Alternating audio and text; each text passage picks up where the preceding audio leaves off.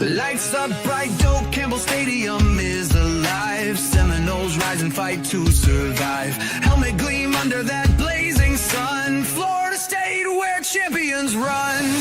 Seminole sideline 365. Feel the roar, we're coming alive. Garnet and gold in the battle we thrive.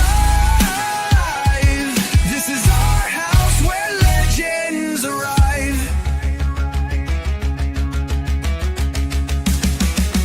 Turf torn up under Seminole feet. The war chant pounds to the heart's own beat. Chop through the noise like a storm in the sky. 2025, we reach for the high. Seminole sideline 365. Welcome back to Seminole Sideline 365. My name is KB. With me is the old man, and we got NC State to talk about tonight. This is going to be obviously a big topic, not in terms of record, win-loss. Well, sort of, because there is bowl eligibility. Battle of the for both. losers. Battle of the losers. Bowl eligibility on the line for both teams, both 5-5 coming into the matchup. So that is one thing. The other thing is that coaching the future of coaching for both coaches, Dave Dorian and Mike Norvell, could be on the line, because these are two teams that at this similar stage in both for both of them, which is kind of a mirror match in many ways. And both of them are trying to find their identity still and where they are going forward as football programs. So they'll be in terms of that, it'll be interesting to watch. It'll also be interesting to watch what impact this has on the future of Mike Norvell, and we'll talk about that deeper. And I think that narrative is actually much, much bigger than what actually happens on the field between the lines. But I think what happens between the lines will have an impact on what we find out in December. So we'll talk about that. We'll talk about the theme, because a lot of you have probably already seen breakdowns of the players and who's good or who's not. And obviously 10 games. Oh, wait a minute. I have some of that. Okay, well, don't bore us too much with the 35th EAC, But we won't go too deeply into that. Obviously, we're 10 weeks in. We kind of know what the identities of these teams are. And honestly, a lot of times it just comes down to who executes better at this point, especially when we're talking about 5-5 teams. True.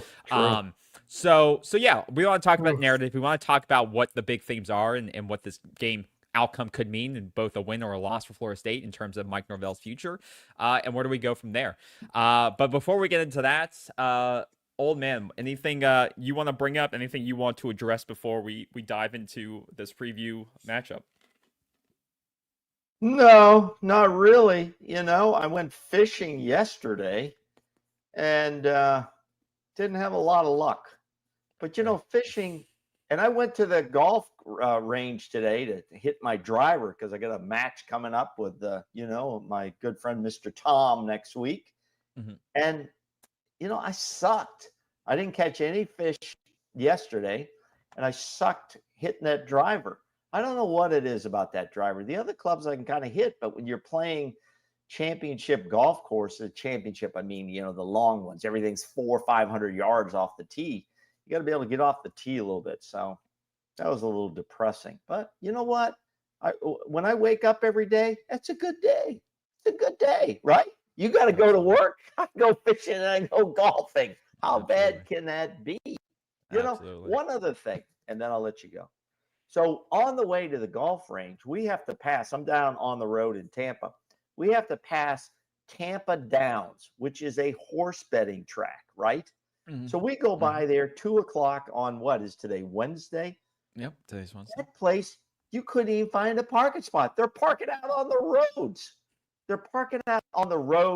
It's completely covered. And the thought that went into my head is, how often am I watching the news where people they say right on the news, people can no longer afford bananas, coffee, they can't afford gasoline. But hell, I see them pushing grandma in there with the air hose strapped to her head, and they're going in there betting on the ponies. Kind of struck me kind of odd that all of a sudden, then tomorrow they'll be lined up for the Thanksgiving parking lot to get their free turkey. I'm just saying. That's all. Okay, I feel better. There we go. All right, glad you could get that off the chest during this show. You understand what I'm saying? Okay. All right. So yeah, we're talking about Florida State, NC State tonight. And I think it's going to be an interesting matchup. I think, honestly, having looked everything over and looking at both teams, I do think this could be a very high scoring matchup. And I kind of don't expect anything less. I think it'll be close. Obviously, we've talked about it before. Everyone's probably talking about it, but Raleigh at night is never a place you want to play. I don't care if NC State was 1-8, 1-9 coming into this game. Playing at Raleigh, in general, is tough. You saw Georgia Tech get their first loss of the season at NC State in a high-scoring affair, losing by 12 points in a shootout there. And I think a lot of it is due to the home crowd, the environment, the atmosphere, and just if you look at just the metrics, NC State plays so much above their baseline when they're at home. And what is that? The comforts of home? What is that? If they feed off I don't know what it is, but they always tend to play better at home. And Florida State historically has had trouble beating NC State on the road. Let me add to that. Why my thoughts here? First of all, just to that point you just made, isn't it freaking weird? NC State is in the middle of the pack here, or the lower. They're just below Virginia Tech in the ACC and just above UNC, but they're at the ahead bottom. of Florida State. They're at the bottom with that. Florida State. They're 2-4. We're 2-5. They're both at the bottom. But here's my point. Tiebreaker thing. Here's my point. NC State has beaten both Georgia Tech and Virginia, who are at the top of the list. Yep, that's right? a good point. That's a good point. At the top of the list. Yep. Go figure. Go ahead. And then contrast that with who they've lost to: Duke, Virginia Tech, Pitt, who are good teams, Miami. So they've actually had one of the tougher ACC schedules, I have to say, versus some of the UVA's ACC schedules. They lost to Pittsburgh and Notre Dame. They've had a tough ass schedule. They played 4+ when Virginia was ranked. All right, they are ranked 4+ ACC ranked opponents, including Notre Dame. And I include in that Virginia, UVA, Notre Dame, Georgia Tech, Miami. They've had and Pitt was ranked at one time. So they've had a very competitive, ACC schedule. And Duke was at one point. They have a rash of injuries going forward as well. So so this is a team that is not shy. It has been through a sort of a gauntlet. They are playing close. Virginia Tech was 2 points. Pitt, they got blown out. Notre Dame, they got blown out, but they face tough competition, so they're not going to be scared by Florida State's high-powered offense. They're not going to be dazed by that, especially like I said on a Friday night at home. It's going to be packed, and this is not a team scared to play anybody. Yeah, and they're not going to be afraid of Florida State's being inconsistent. Florida State's been inconsistent on offense, especially. Yeah, and one of the key metrics I think that goes into that inconsistency, and we alluded to it, we said this offense gets going, they get going late, and sometimes it's too late for them to get going. We saw it in the Miami game. We've seen it in some other games where either it gets going late or it doesn't get going at all in the last few weeks. But they got to get off to a faster start, especially against NC State. I mean, this is an NC State team that I would say, similar to Virginia Tech, does have some. They do have some weapons. They got Smothers, who's a little bit banged up, but he came back last week against Miami. Wasn't a huge impact. Miami just blew them out. Their defense, Miami's defense is much improved from last year, as we learned. But Hollywood Smothers was kind of bottled up. But Jaden Scott had a huge game against Georgia Tech when he was out. So they do have a dual running back tandem there. Plus, C.J. Bailey is able to use his mobility, and he has 5 touchdowns this year rushing alone. So those 3 guys account for, I believe, 16 touchdowns, all 3 of them. So they're able to use multiple guys running the football, including their quarterback, which, once again, Florida State at times can struggle with containment, though. They didn't let Drones kill them, but Drones was able to get, I think, at least one touchdown last week with his legs. So that's something they have to look out for. But going back to your point about offense and execution, Florida State last week put up a lot of points, especially in the second half. Only 10, I believe, in the first half. But the big number that stood out to me, and I was reading about it, was our red zone. We still are in the top 15, top 20-ish in offensive yardage and scoring, which is great. But our red zone scoring, our red zone execution is one of the worst I've seen, I believe. It is somewhere in the, I had the number up here. Oh, so NC State's red zone offense ranks 10th. in the country. So, once again, you may say NC State's offense isn't high powered or it's not at the level of Florida State's. No, but they execute at a much higher level in their red zone. They're scoring on 93% of their red zone opportunities. Whereas for Florida State, when we've struggled, we're allowing defenses to cash in. Our red zone defense is 84th in the country in FBS. And so this is one of those clash of metrics, right? Where, why we struggle sometimes is that we're not able, we were bend but not break. And last week we did bend and we didn't break. But other games, when we've given up a lot of points, Miami, UVA, Pittsburgh, we've allowed a lot of yards and we've allowed a lot of executions of 7 points in the red zone. And that's something you can't do against NC State. I don't believe this is a game, again, where we want to get in a firefight. We don't want to be playing from behind. We don't want to have to depend on Tommy Castellano's arm.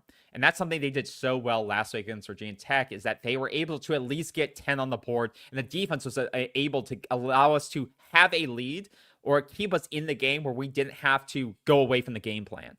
Going away from the game plan and not having a running first attack that sets up the pass and sets up the one-on-one matchups, if we have to get away from that, this is a game we could lose by 10 plus. Anything you want to add to that? No, I do have a few things I want to add. In fact, I've got a few stats I won't bore you with, but I want to put out there because it's going to support exactly what you're saying. Now, I think this will be a tougher game for Florida State than last week was. Yeah. Okay. First of all, it's on the road. We don't have a great recent history of playing well on the road. Road teams, can struggle. It's tougher games to win. But the NC State offense is legit. They're legit. They can score points. They're averaging nationally 30 points per game nationally. And they have had a tougher schedule than a lot of ACC teams, including Florida State. They've had, I think, a tougher schedule, to be honest. Yeah. They're averaging 30 points. They're averaging 262 yards per on the passing game per game and 147 yards rushing the football. Those are pretty good numbers to score points and to win games. For instance, as you said, their quarterback is C.J. Bailey. This guy's a legitimate quarterback, okay? He's passed for over 2,500 yards, 70% completion efficiency, 19 touchdowns, and 9 interceptions, okay? He'll throw some balls where he shouldn't throw them. We're going to have to take advantage of that in the turnover department. Running back Hollywood Smothers. I love that name. Hollywood Smothers. Okay. 127 carries for 823 yards. That's legitimate yardage against the teams they've played. Okay. That's legitimate yardage. 6 touchdowns, 6.5 per carry. The other thing I want you to watch is he has 30 receptions out of the backfield. 30 receptions. But he has been banged up. So when you say against who they've played, he was banged up against Miami. He only had 7 carries for -2 yards. Yeah. Okay. Against Notre Dame, he struggled. Pitt was his last good game and then probably the last 4 but weeks. He has ability depending on his availability. Correct. I like that rhyme. The other running back, no slouch, Jaden Scott, 445 yards, averaging 5.7. So those are the two guys I want to point out. Keep their names, Smothers and Scott. Scott almost had 200 yards against Georgia Tech. 200 yards against that defense. 25 carries for 200 yards. That's the guy I think we should be really he's a legitimate threat. Yeah. We're not in the top 10 in defense, and we're not even in the top 20 in defense that I'm aware of. Okay. On the wide receiver area, they have a couple of receivers over 30 yards. The tight end, Justin Jolly, has 37 catches. So they use the tight end, which is going to be interesting matchups against our linebackers. All right. 37 carries for 372 catches for 372 yards, averaging 10 yards a carry. On a 3rd and short, watch for him. 3rd and 5 and 6. I like the tight end there to catch the football. Terrell Anderson, 6'2", 204 pounds. That's going to be an interesting matchup. Okay. We'll see how he does. Over 500 yards catching the ball, 32 catches, and he's averaging 17 yards a pass play. Legitimate threats. The point being, on offense, this team can beat you. This team can beat you. If you don't come in with the right attitude, you don't come in with the right physicality, if you don't come in knowing where to be on the position, on defense, you could have a problem. Yeah, I agree. And this is a team, I think, similar to Florida State that, in my opinion, wants to be run first. I mean, take in consideration that CJ Bailey has over 80 more completions than Tommy Castellanos, but only 200 more yards. Like 80 more completions, but only 200 more yards than him. Right. So this is a team that wants to, beyond Smothers, beyond the freshman, control the Jalen Scott, and they want to use those guys to establish a line of scrimmage, to keep possession, to set up the pass with their weapons they have downfield, like you mentioned, the tight end and Anderson down the field. And that'll be up to the defense, because this defense so far, and like I said, I said, we know the identity of this football team. This defense gives up a lot of yards. And I know you may say, well, they're ranked XYZ, but this, we do give up a good amount of yards per game, especially, in rushing. This is a team that last week got gashed play after play after play with the run game. You could debate why did Virginia Tech go away from it? Because the running backs were getting, almost 5-6 yards per carry. But that's been the trend, whether it be going against Pitt, and you could go back to many games. NC State's going to try to get that going. The key, though, is that when they do try to get the big pass, when they do try, or when you do get pressure on the quarterback, when you do get a stop, these are the things that matter. Because last week against Virginia Tech, there were those downs where you were able to get a key stop on first down and force a 2nd and 9, or you were able to get consecutive stops and make it a 3rd and 7. You have to get off the field. That is so crucial for this team, that you get, you may not stop everyone, but when you do get that 2nd and 9, you make it you get them out of their motion, what they want to do, what they want to execute, and you force it into a passing down. That you get him uncomfortable, you make CJ have to pass the ball, that you get a stop, and you make it a 3rd and 9, and you get off the field and give it back to the offense. And then it's up to the offense to do their job, march it down the field, execute, and get 7. And then make NC State play from behind. That is how you win this game. And so often, we haven't seen it work like that. We've just seen either the offense get the ball first, quick 3 and out. The opposing teams gets great field position. They go down, march it, boom, you're down 7. And then it's kind of, you feel like it's, okay, pressure's on, we're in scramble mode, we're on the road. You cannot start like that. You got to get NC State off script quickly early in this game. I hate to say it, but it's going to be rely on Tony White and this defense making first downs uncomfortable and figuring out a way to stop this running back duo early in this game, so that it gets them off script and makes them have to pass the ball. And then it's up to the defensive backs and the linebackers at that point to make sure they keep a spy on the running back, keep a spy on the quarterback. Eye discipline is going to be so important in this game, for them not to be over aggressive or to over pursue, because they're going to try to even make an extension of the run game by hitting the flats, hitting the screen ball.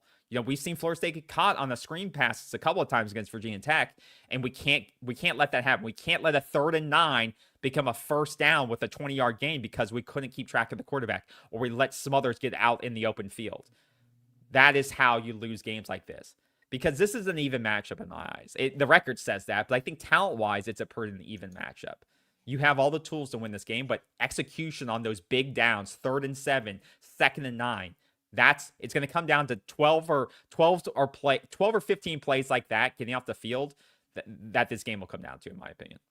Yeah, I think that's a pretty good analysis of how this game's going to occur and how it's going to develop.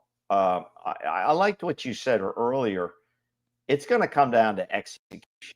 All right. Most sports will come down to execution and what players execute better. I don't care what sport it is. Coaching is part of it, obviously. Putting your players in the right positions, strategy-wise. But the execution is the key. Do you make the big catch, or do you drop the ball? I mean, that changes a game. Do you make a big run and then fumble the ball and get stripped away? I mean, that's the nature of sports. And I think you said it. These two teams aren't having the best of years, but they're kind of evenly matched in a way. I don't think Florida State at this point is a better team than NC State. And I don't think NC State is better than Florida State, depending, no matter what the standings say. I think it will come down to what you said, KB, and that's pure execution. Who executes better? Who stays away from the big penalties that really hurt you on a play? Let's say Jalen Lucas does get a kickoff run back, and he gets out to the 45-yard line of NC State. Oh, there's a flag, and it's brought all the way back to the 15 of Florida State because of a block in the back, and the guy wasn't even close to the play. Yeah. These types of things are what creates you to have a very bad record. And doesn't matter what the sport is.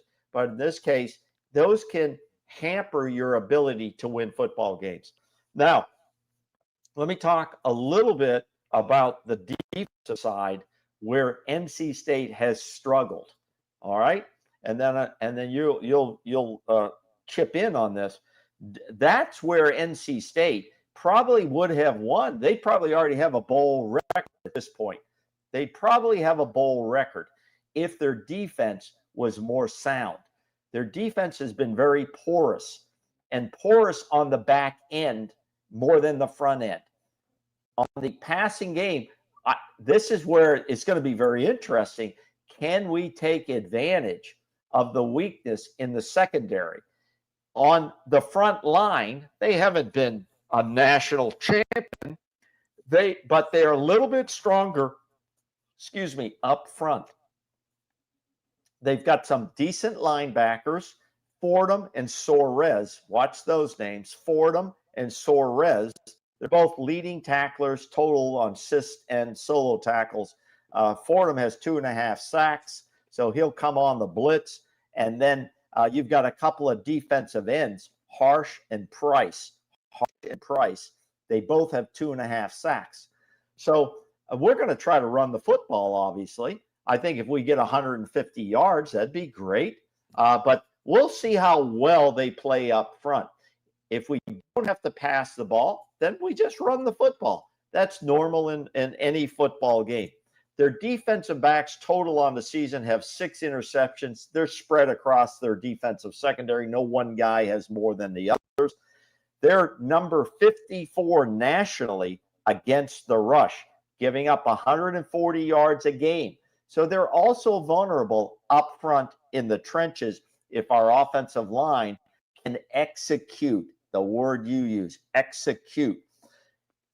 Now, here's the real kicker.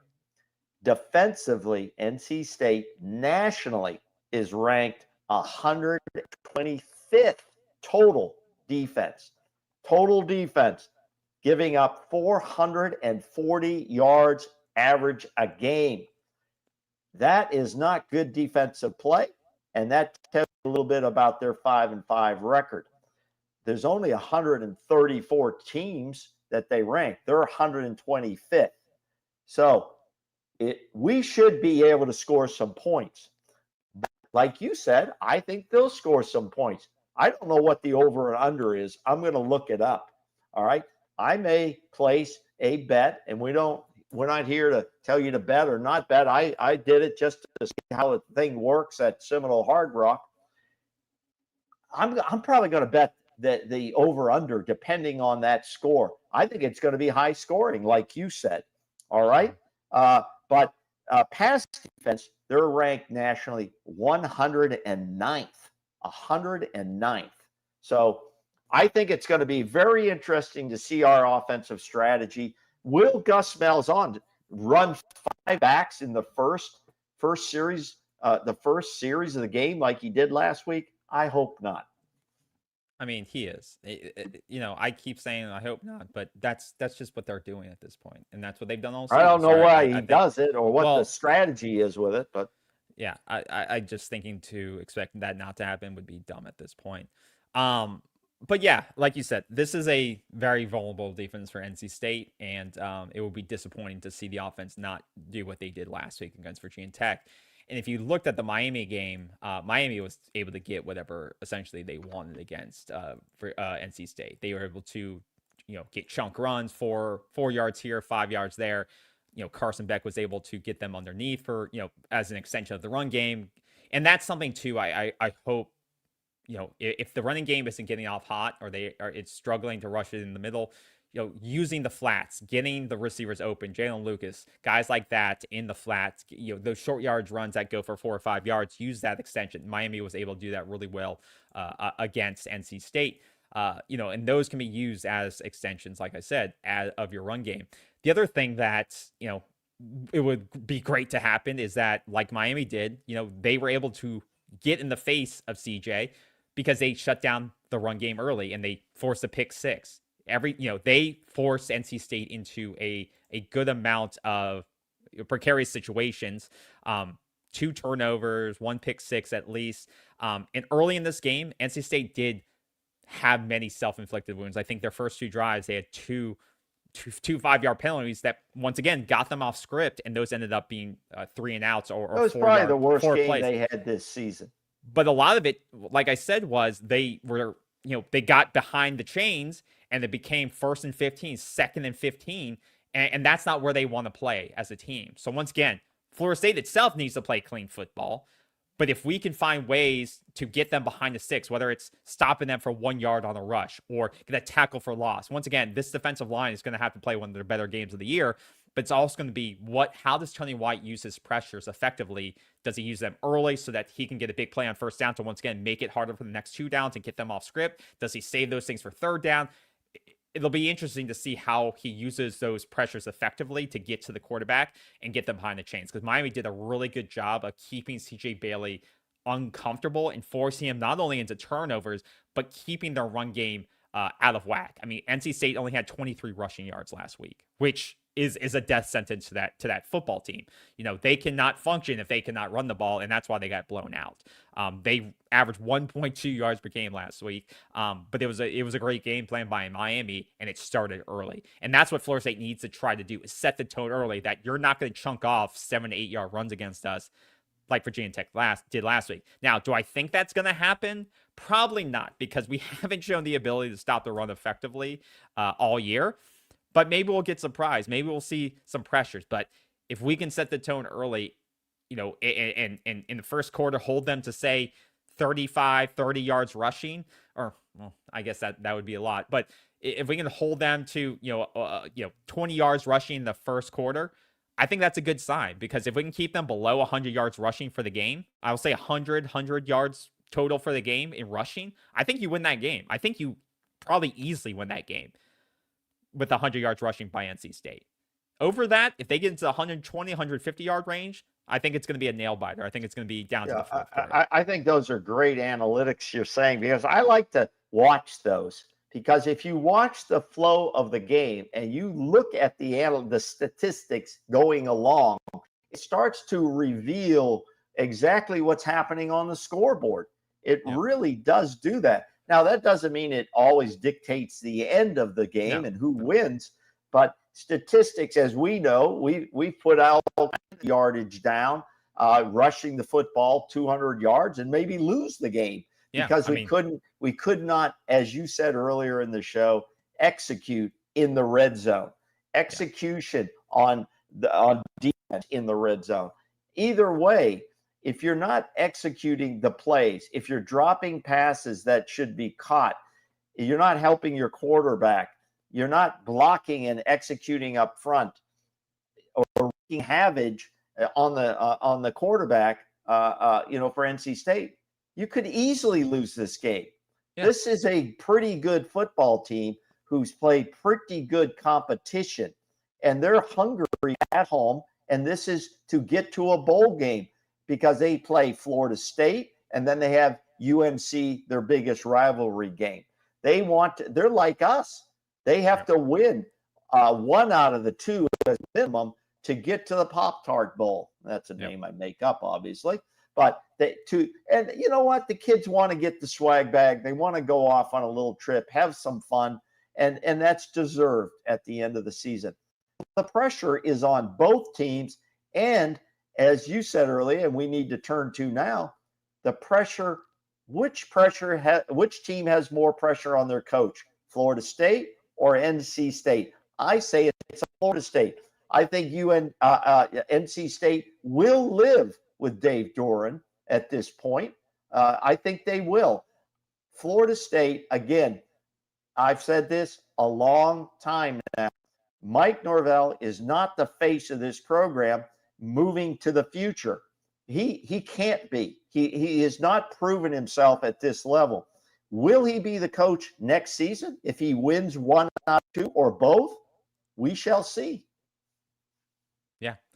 Yeah, if we're gonna move to that, I think that's a bigger topic, with this game. But I agree. I think NC State will probably stick with Dave Dorian, and where they are. I think they like what he's doing, and once again, NC State's a program with lower expectations, and I think that, and I think coaches know that because of the resources that they invest in the type of program. But Dave Dorian, and he has a decent, 92-70 at NC State.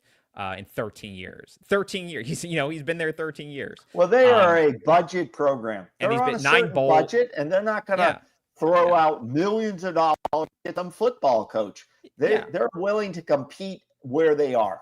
Yeah, 9 bowls in 13 that's years. Okay. That's okay. Yeah, and last 2 years he struggled, 6-7 last year, 5-5 this year. But they go up and down. And once again, if he does this again next year, maybe they will. But maybe they'll look at the coaches who are available. There's a lot of openings this year, and that's going to make some programs shy because there are a lot of openings, and you don't want to compete and be bidding wars for certain coaches. But if they're like, oh, we like the guy at USF, this may be our opportunity to get him if he's out in the cold, whatever. So, but yeah, I agree with you. I haven't heard his job being in trouble right now, and they're probably going to give him another chance to kind of rewrite the ship.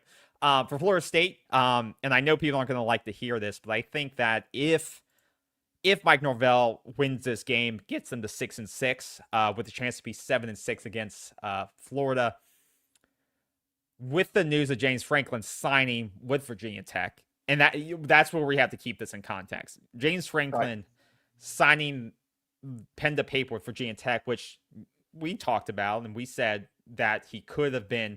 We said this on the reaction show to the win over Virginia Tech, or the post-game show against Virginia Tech, is that many thought, and I thought, he may be waiting for the Florida State job to become open, which is why, him talking to Virginia Tech had been taking so long. We had been hearing that for weeks in the media. So we thought maybe he may have been waiting for the Virginia Tech job or the Florida State job to open up. And even Florida State losing to Virginia Tech could have maybe accelerated that timeline of Mike Norvell getting out. But Florida State wins. They stay alive for bowl eligibility. Kind of keeps the Mike Norvell momentum up. And then he signs the next day. Coincidence? I don't know. Maybe. I think that Florida State had conversations with Franklin's agent. I really do. I don't know if Franklin's with Sexton or not with Sexton. I don't care. I think there was this delay because Franklin, if he would have been offered a Florida State job, if that would have happened, and we don't know it did or it didn't. Maybe it did, and they didn't offer him enough money or whatever. We don't know. We don't have any source on that. But I do believe they were in touch with this guy because Lane Kiffin, you're not going to get Lane Kiffin. That price tag is too high. But Franklin is a very good coach. We're not going to go through he didn't win the big game and all this other shit. But I think he was waiting it out, and they finally said to Florida State, do you want to negotiate on this or not? I think Florida State said, no, we're not going to do it at this time. And then he went and he signed that contract for Virginia Tech. And I probably would have done the same thing. I think what may have also happened is that I think he was also working out his buyout settlement with Penn State. And I think it finally got finalized, which allowed him then to sign with Virginia Tech. Yeah, it was a triangle, they had to, that's right. They had to work that out. He got his buyout settlement for $8 million, which then says, okay, I'm going to get that money. it's done, buyout's done, and then I can go sign, because he wasn't going to sign with anybody because he had that buyout clause where if he got signed with Virginia Tech, he basically wouldn't get any money from Penn State because of how much he's going to make at Virginia Tech potentially. So he wanted to make sure he got Penn to pay, because if Penn State was like, well, no, go kick rocks, we're not going to do this, or we're going to stall this out, he may have not signed this entire season. He may not sign for next season. He may just say, okay, pay me my money. Exactly. That's so right. I think he wanted to make sure Penn State was going to follow through with this $8 million deal, his settlement buyout, which I think works out for both sides. Even the AD for Penn State was like, he tweeted out, he's like, well-deserved for James Franklin. I'm like, you just fired this dude. You're saying well-deserved? Like, that's kind of weird. That's like, just, I know. I mean, it's kind of weird. Yeah. But you fired the dude and you say well-deserved on the next job. I'm like, okay, he wasn't good enough for your job apparently. But yeah, they pay him $8 million. They settled the 40. He was about. Well, supposed to get paid. It's good. It's good for it's good financially for both sides. So someday it'll come out. Someday it'll come out. Really, was Florida State having talks with Franklin and his agent, or they weren't? The question is now, he's off the board. The question is, if Florida State decides to get a new coach and send Mike on his way, who the hell is left that right now? I think if I'm Mike, I'm feeling a little bit better. If I can grab a win at NC State here, I want to get this game at NC State, because the Florida game is going to be tougher. There's no doubt about that. That's what I'm saying. I want to get qualified down. If I can get that win, Mike's thinking, I'm really going to come back, because who else are you going to go after? You're not going to go after the guy from USF. He lost at Navy. His stock is down. He's going to go to Oklahoma State, it appears, because he has some ties there. No, I said we don't want him. We don't want the guy at Tulane. We don't want any of We don't want the guy at Tulane. You're just taking another Mike on at that point. You might as well keep your continuity, which helps you keep players in the system, and it'd be better just hand Mike some more money to go recruit. Okay, to go recruit. You're not extending him anymore. That's impossible. But just give him some money to recruit. But because who else would you bring in, KB? Who else could you even think of bringing in? I mean, we've talked about some names. I mean, we've talked about, it's either going to be potential coordinators at some of these jobs, on which is a risk. On playoff spots. Yeah, which is it's always a risk because they're coordinators. Right. Kiffin, like you said, it's not realistic. Frank. I do think Jimbo's. But Mark Stoops. No, he's terrible. He's terrible. PCB Noel says Mark Stoops. No, that guy's terrible. Coordinator, he'd be a great coordinator, but I would not hire him as the head coach if you really hate Mike Norvell. You could possibly look at, and once again, I don't know the contractual deals, but Vanderbilt coach, I don't know if you could pay, but that's the issue. There's financials, there's who's going to be a good fit, who can recruit, but you got to look at how high do you want to swing? How much are you willing to pay? And can they bring what you want to bring? Recruit the area, evaluate talent, and you're not getting Brent Key at Georgia Tech in my eyes. I don't think you can get him. That is the guy. But he lost too. Did they extend him already? I don't think. I'm not sure, but he's already said he bleeds Georgia Tech, whatever. So, like I told you, I think he's a Georgia Tech guy, and he doesn't want to leave. And if he beats Georgia in 2 weeks, which would be tough, but if he beats them, you would expect him to get a massive extension or to be looked at from a lot of places. But yeah, it's tough because there's a lot of job openings, and I don't think there's a lot of great coaches available. That's tough. And maybe Dillingham, it sounds like to me in his press conferences, he wants out because he doesn't feel supported by the admin, and he's always begging for money. And his quarterback, I don't know. And his quarterback allegedly is saying, they're saying his quarterback is not coming back next year. And that's a package deal a lot of times. Coach goes, quarterback goes with him. So could you say, well, if we bring in Dillingham, who was at Florida State before, and people liked him, we know he's a quarterback guy, brings in his quarterback right away, you automatically have your quarterback issue sorted out. What do you think of Hartline? I do think Hartline is going to get scooped by someone. You don't think that's he's going to go? He's a great recruiter, but he's only been a coordinator for like 3 years. No, he's not ready to no. That's a huge risk. No, absolutely not. Absolutely not. Do you think Jimbo is in play at any point? I do. I think that's the most realistic option, honestly. To As take long us out of the as ACC, lead us out of yes, the ACC. yes, and as long as he's committed to bringing in coordinators to help him, Oh, that I'm I think sure was he one of his will. biggest issues, and I Right. hope was one of the lessons he learned along Yeah. the way. Because I still think he can recruit amazingly. I think he's a great evaluator of talent. He brought in great talent at Florida State. He Right. brought in great talent He at has a Texas lot of A&M, but his enthusiasm, a lot of energy. execution was not good at Texas A&M. And in the later years, it wasn't great at Florida State. But we And so, can't and that's argue where with his overall record. He's got in a better overall lifetime coaching record. I'm and talking the accolades. last No, wait a 7 minute. years when No, college but football's he's got changed. a better record and over his career. So than did Bobby most of Bowden, but in the last couple most of of years, they these kicked his other ass out. guys. Most So of did these Bobby other Bowden, but in his guys that last we're even years, they talking kicked him about. out. That's what I'm talking about. But what have you done Bobby lately? Bowden started to bring in longtime family coaching friends, his sons, all of that shit always turns bad.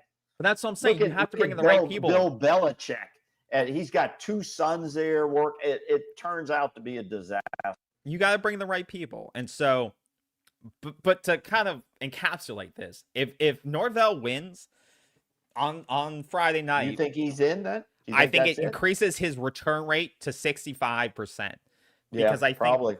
That's fair. Alford is looking at a financial standpoint. If I can get one more year out of this guy and save the money, and we'll put the somehow money he turns it towards around. recruits, right?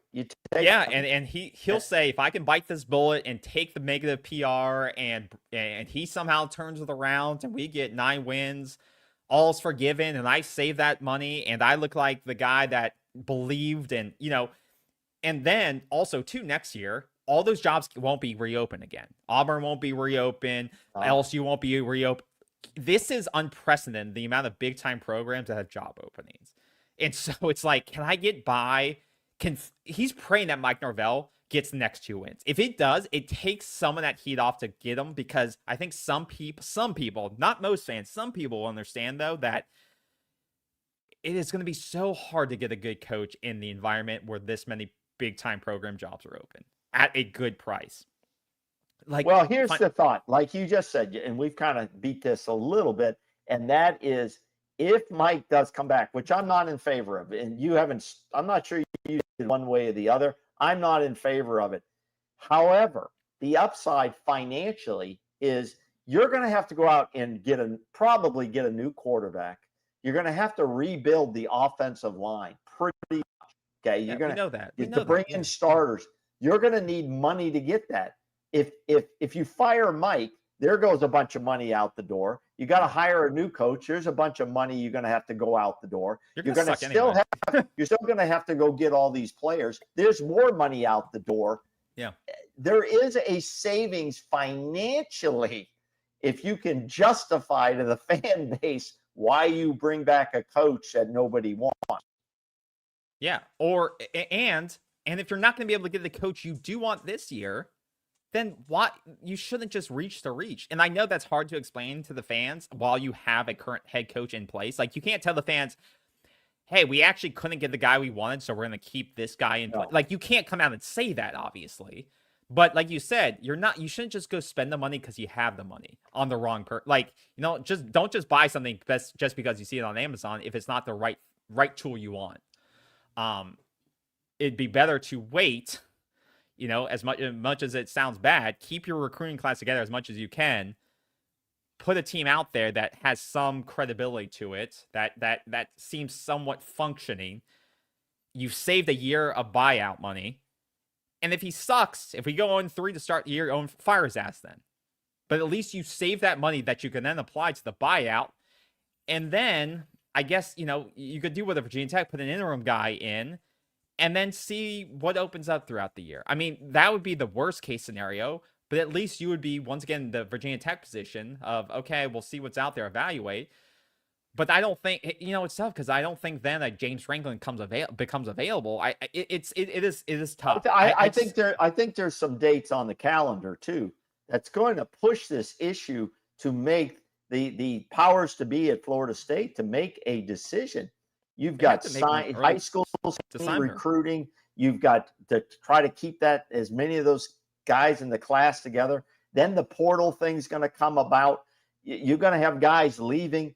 You're going to have to, stabilize the bleeding here, or you're going to have a real mess on your hands. You're going to have a real mess on your hands. So I think the decision about Norvell, I don't think it's going to come no matter what happens at the NC State game. I don't think there'll be an announcement on that following Sunday. I think it'll happen to right after, probably the Sunday after the Gator game. That's when you make the final decision on when he's coming. There's no other time to wait after that. So I think the key date will be the Sunday after the Gator game. Yeah, no, it probably will be. I'm interested to see how much James Franklin contract is worth. Because if it's a fair contract and like not a top 15, 20 deal, then I think Florida State probably really messed up by not going after him. I think you're looking for, listen, I've said this also a long time. The most important thing for this football program is to get out of the ACC. Now, okay, that plan but that plan has to, we can't lose sight of that plan and the trajectory of how to do that. And some money too. All right. Is who is going to be the coach that leads us out of the desert here and towards one of these other mega conferences? Now, it may not have to happen for 2 or 3 years because it's all dictated by these new TV contracts between Fox and ESPN and the Disney family, so to speak. Those 2 mega conferences, you have to get there. Who will be the leader taking us there? That is the key. That is the key. And whether you think Mike Norvell can do that at some point, it's somebody's going to have to write some checks. Yeah. So yeah, it'll be interesting. Friday, regardless, is a big game, and it'll be a very competitive game. Yeah, it'll be interesting to watch. It'll be fun to watch, and it'll set up even more stakes for against the Gators and what that game means for the program. And also, while we're at it, Florida's still looking for a coach. Like I said, they're still figuring out, and the rumors have been that they're bringing in the guy from Tulane, Summerall, which I think would be a mistake for them. It would be a mistake for Florida State to bring that guy in as well. But it wouldn't be. I mean, Florida hired the guy from. Billy was from Louisiana. Louisiana. So it wouldn't be the first time they went after a G5 coach. You know what you have to do. I'm sick of these programs, and now Florida, they've always, they've won some national championships. Florida State's won some. If we're looking for elite, you can't go out and get another Mike Norvell or the guy at USF who really hasn't proven himself. If you really break down their records and what they've done and who they've beaten, it's not that impressive as when you compare them. And we're not going to talk much more about this guy, Franklin, at this point. But when you look at a Franklin's record or you look at Jimbo's record, you have to consider that. These guys have been around. They've played good teams. They've won games. They have their faults. They all do. But I would call those guys proven at the highest level. A Summerall, a Billy Napier, a Mike Norvell, the guy at Galesh at USF. They to me are not proven for what you want at an elite program, which we are and want to be. So when you go get a guy, you have to understand why. Are you just rolling the dice and hoping to get lucky because you could offer this guy less money? Is that the hopes? I think we've tried that now. We tried it with Willie Taggart. We've tried it with Mike. How many years have we spent on this now? 10 plus? 10 plus years between the two of them? And where are we? We're still at the bottom of the heap. We're at the bottom of the ACC. Look at the teams above us. Cal, Stanford, Wake Forest. This is a disgrace. Our program is a dumpster fire at this point. Whether or not we beat NC State or the Gators, they're both trash programs this season. I mean, Florida's been trash for a while too. So let's not say Florida's been good either. I mean, they both. No, I'm not saying that, but I'm saying we beat them. What have we really achieved? Except we get 2 more wins in the column. We beat the Gators, our state rival, which is important. That's an important victory. Okay, whether they're trash or not, that's an important victory. The main thing is, if you're going to leave, you're going to have to pay the price. If you want filet mignon at a good restaurant, you got to go to a 5-star restaurant. You can't go to Burger King and hope you get filet on your burger. It's not going to happen that way. So we have wasted 10 years. 10 years. This is what you're a hell of a lot younger than I am. 10 years of FSU football for you has been trash. And it doesn't deter us from following it. We're lifetime bleeding Noel supporters, period. But the thing is, when are we going to correct this shit? You can't bring in a Summerall. Oh, he's great at training. Well, look at who they've played. They've played basically no one. So when you do that, you're rolling the dice to hope this guy gets you by. Wait, who are we talking about? I'm talking about bringing in these unproven coaches. I see those guys as unproven. They're unproven. I don't think anyone's arguing with you. I don't think anyone's arguing with you. Yeah. Certain guys are in a proven class. The proven class are Lane Kiffin.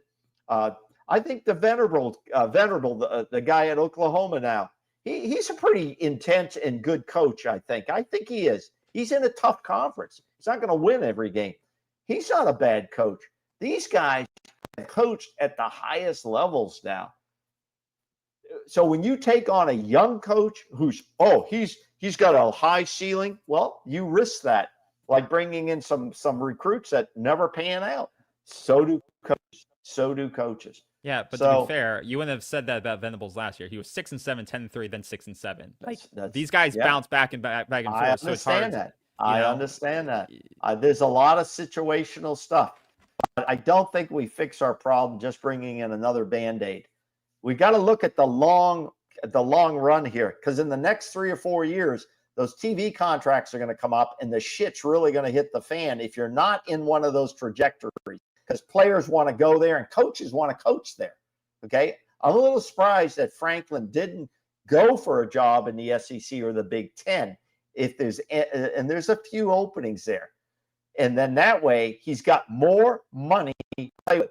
He must think, I can put together enough of a football team at Virginia Tech to compete for the ACC title here. That's got to be his thinking.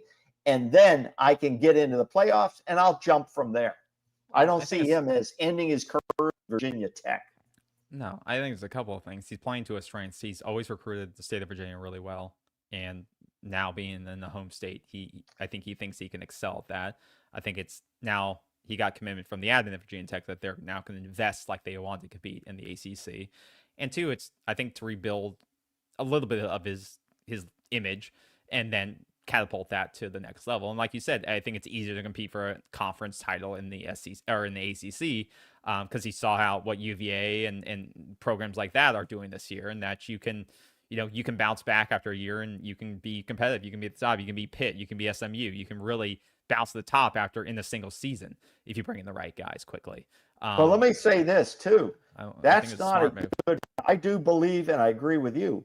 You can compete for a title and get to the playoffs easier in the ACC than you can in any than the SEC or the Big Ten. It's all conferences. Look at the Big Ten. Look at the Big Ten. But what I'm saying, it's not a good enough reason for a Florida State to stay in there, because we saw the money trajectory. we saw how the money drops off in Well, these yeah. conferences if you stay in the ACC. The money's the only reason to move. The Big Ten isn't better by any stretch than most of these conferences.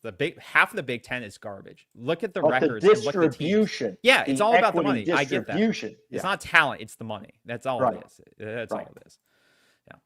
Right. So yeah, I mean, that'll do it. Like I said, Friday night, I believe the game is 8 p.m. on 8 ESPN. p.m. Late game. So that'll be a fun one. Tune in. We should we'll probably have a post-game show after that, or we'll do that on the weekend, depending on what time that game ends. So make sure you hit the bell so you get a notification when we go live, whether it's Friday night or Saturday, when we do that recap show. And hopefully we're celebrating a win there. I'm trying to see if there also is a lot of big ACC games because Miami is still battling for hunting. They're hunting, but they're also trying to keep their their at-large bid. It'll be interesting to see if the ACC gets an at-large, and they're trying to, but they need a lot of luck this weekend. They need a couple of teams to lose. They need Georgia Tech. That Georgia Tech Pittsburgh game is one to circle. Oh, that's going to be a good one. So you need Georgia Tech needs to win there to keep Miami out. And they need a couple of teams to struggle. Louisville, SMU is another good one. SMU wins there. They keep Miami kind of boxed out. So yeah, a couple big matchups in the ACC. Miami needs some teams to lose, obviously. We will be watching that, and Miami can't stumble. They cannot afford another stumble, or they are definitely out of the playoffs for sure either way. So yeah, stay tuned. Friday night, 8 p.m. Thing. Yes. Okay. Shout out to Luke Laux and the Seminole men's basketball team. Another win. UT Martin. Okay. University of Tennessee at Martin. They got another good win. But Luke, you go look at his interview. He calls it out when he's not happy. He's not happy with the overall defense of the team, but they won another game. So they're tuning up now to get into ACC soon. After the holiday here and Thanksgiving, they'll start rolling into ACC play. There's great tickets available at the Tucker Center. Go on TickPick, not sponsored by us. Go on there, look for some tickets. I'm going to be at the Tampa game myself. They're playing Texas A&M at Bankmark Stadium, which was the old Amalie Arena. And most of us down there know it as Amalie Arena, right down there at Tampa Riverwalk. 5 p.m. tip-off Friday after Thanksgiving. And looking forward to seeing the Noles down there. And that should be a really good game. SEC versus ACC matchup. And that should be a fun game. So shout out to those guys. Keep rolling. Yep. Good one. And then make sure on your calendar too well, I'll probably talk about it before then, but on December 6th, they're playing number 2 Houston. So they got some tough games coming up too. Especially I think that Houston game's at the Center. You broke up there. What'd you say? I think that Houston game is in Tallahassee. Is it? I don't believe it is. Okay. It's in Houston. Okay. It's in Houston. That'll be a Center. big game. Yeah. That'll be a big game. It'll be a very big game, and it'll be a good barometer of what this team can do in the ACC. And I'm going to start rolling out more shows on basketball. So if you guys get a chance, join me over there, either on record or live. Sometimes I think I'm recording, but I'm live. Who the hell knows? Please hit that subscribe and thumbs up for us. We appreciate all of you out there. We see a lot of new names on here. And so we do appreciate you guys and the comments coming in. Yep. Awesome. Thanks again, everyone, for tuning in. We appreciate your Oh, by the way, I'm Jesus sorry. Christ. Last thing. Did you see the over and under I posted? I want your prediction on this. We didn't give our prediction yet before we go now. What's it's 61.5 points. 61.5 over and under. I'll say over. Boy, you see how high they set that? They set that up there because you said it's going to be an offensive game. You think it's going to be the over? I think I'm going to bet the over. I'm going to bet the over on this game. We don't suggest you bet anything, okay? But I think I'm going to bet the over, and I want the Seminoles to win. I think they're going to win this game. I think they're going to show up. I think they're going to show out, and they're going to win this game. It'll be a close one. NC State does not kick long field goals. They haven't kicked a field goal over 40 yards, which means they're probably going to go on a lot of fourth down plays, and we're going to have to make those stops. Your prediction? Yeah, I think it'll be the first quarter is going to set the tone. Florida State can't get good stops on the run game. If they keep getting exploited early, it'll be a shootout. And I think it'll be a 7-point-ish game going down the fourth quarter. But I expect a shootout, but hopefully Florida State can come out top. So we'll see. We'll see. Got it. Awesome. All right. Thank you, everyone, for coming out. We appreciate the comments, likes, subscribes. We will see you on the weekend. Enjoy the rest of your week. Stay safe out there. And as always, go Noles. We'll see you soon. Go See you Noles. soon. Go Noles.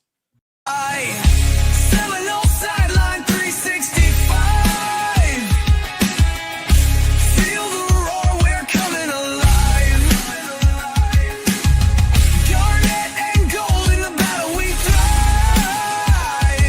This is our house where legends arrive. Every yard we take, it's